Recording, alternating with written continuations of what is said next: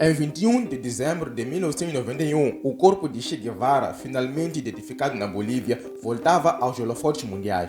Mas poucos sabiam que 4 anos antes, em 15 de outubro de 1987, outro revolucionário havia sido assassinado. Um homem que pedalava de bicicleta para o trabalho, que proibia seu retrato em prédios públicos, que plantou 10 milhões de árvores em 15 meses, um presidente que ganhava apenas $450 por mês e se recusava a usar ar-condicionado enquanto seu povo suava sob o sol do Sahel. Seu nome era Thomas Sankara. E esta é a história do homem que a África nunca esqueceu, mas o mundo insiste em ignorar. Enquanto a Europa ainda limpava os escombros da Segunda Guerra Mundial, nascia em Yaku, uma pequena cidade ao norte, um menino que mudaria para sempre o destino de seu país. Thomas Isidore Noel Sankara veio ao mundo em 21 de dezembro, filho de um veterano de guerra que lutou pela França, a mesma França que colonizava sua terra natal. A ironia não poderia ser maior. Seu pai, Joseph Sankara, havia derramado sangue pela liberdade francesa enquanto seu povo vivia acorrentado. Thomas cresceu em uma família católica de 10 filhos, mas foram as condições da sua infância que moldaram o revolucionário. Ele viu seu pai retornar de cerimônias militares francesas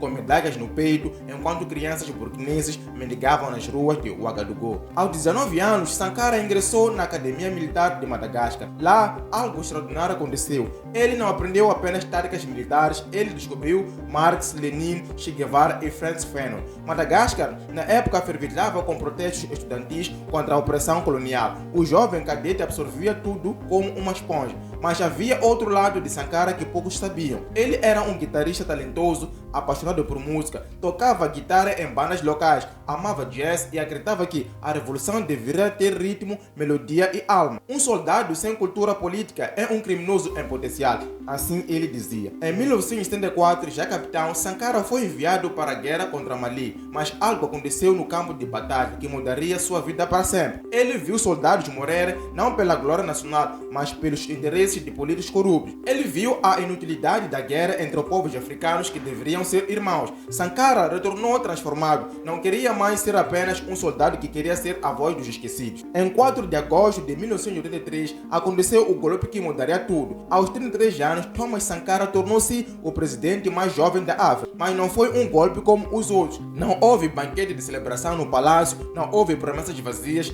ordem e progresso. Houve um discurso que ecoaria pela eternidade. Nós somos os herdeiros das revoluções do mundo. Não podemos ser os espectadores passivos de nossa própria exploração. E então, algo sem precedentes, Sankara renomeou o país. Alto Volta, um nome colonial sem alma, tornou-se Burkina Faso, a terra dos homens íntegros. Mas a integridade para Sankara não era apenas uma palavra bonita, era um modo de vida. Produzir o que consumimos e consumir o que produzimos. O slogan de Sankara não era apenas retórica, era um plano de batalha contra a dependência. Em 15 meses, aconteceu o impossível. 10 milhões de árvores foram plantadas para combater a desertificação do Sahel. Em um país sem recursos, sem ajuda externa, apenas com a força do povo mobilizado. Mas isso era apenas o começo. Sankara lançou a campanha de vacinação mais agressiva da história africana. Em apenas 2 semanas, cerca de 2,5 milhões de crianças foram vacinadas contra sarampo, febre amarela e rubéola. A Unicef chamou de milagre africano. Sankara chamou de dever revolucionário. Em um continente onde mulheres eram ainda a prioridade, Sankara declarou guerra ao patriarcado, proibiu a mutilação genital feminina, tornou ilegal a poligamia forçada, promoveu mulheres à posição de comando no exército e no governo.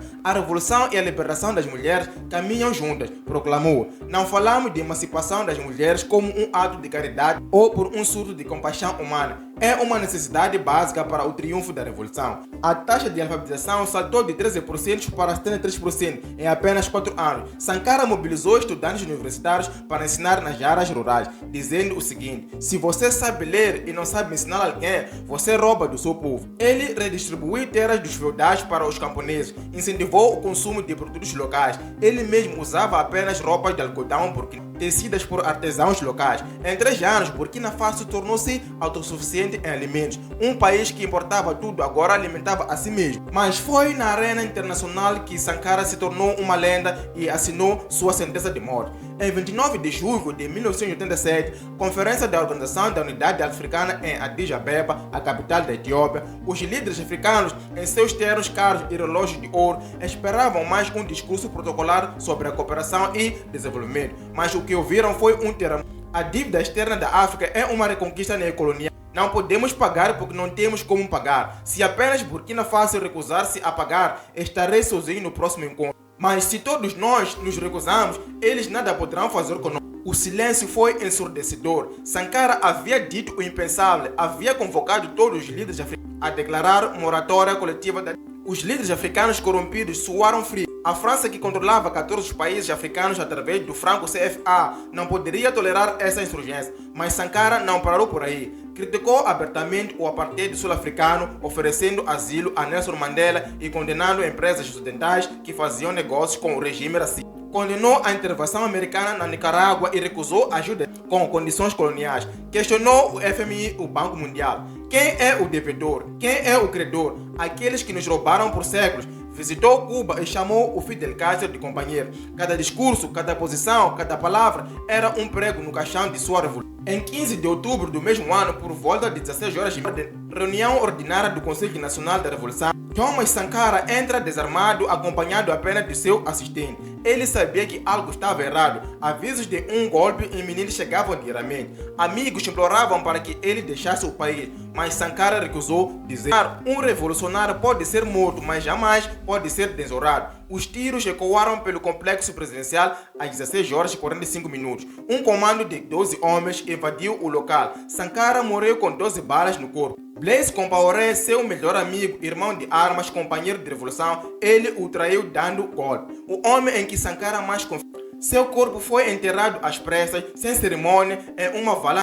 Compaoré proibiu qualquer tipo de luto público, mas algo que Compaoré não entendeu: você pode matar um homem, mas não pode matar suas ideias. Quase 3 décadas após o assassinato de Thomas Sankara, mais de 1 milhão de burkinenses tomaram as ruas de Ouagadougou, gritavam seu nome, carregavam suas fotos e exigiam justiça. Blaise Compaoré, o traidor que governou por 27 anos com mão de ferro, foi finalmente derrubado e fugiu para o exílio. A revolução de Sankara havia voltado à vida, mas o verdadeiro legado de Sankara não está nos tribunais, está nos 10 milhões de árvores ainda de pé protegendo Burkina Faso da desertificação. Está na geração de mulheres burkinenses que cresceram sem sofrer mutilação genital. Está na taxa de alfabetização que nunca mais voltou aos níveis anteriores. Está em cada jovem que se recusa a aceitar a exploração neocolonial. Thomas Sankara governou apenas 4 anos. Ele provou que um país africano pode prosperar sem ajuda externa. Provou que a integridade não é ingenuidade. Provou que líderes podem servir ao povo, não o contrário. Por isso, não o ensina nas escolas. Por isso, não fazem filmes em Hollywood. Por isso, provavelmente, você está ouvindo esse nome pela primeira vez. Enquanto revolucionários como indivíduos podemos ser assassinados, jamais poderão matar nossas ideias. Elas continuarão vivendo através de vocês. Thomas Sankara disse essas palavras antes de morrer, como se soubesse, como se estivesse plantando sementes para um futuro que não veria. Hoje, 37 anos após sua morte, suas palavras ecoam mais alto do que nunca.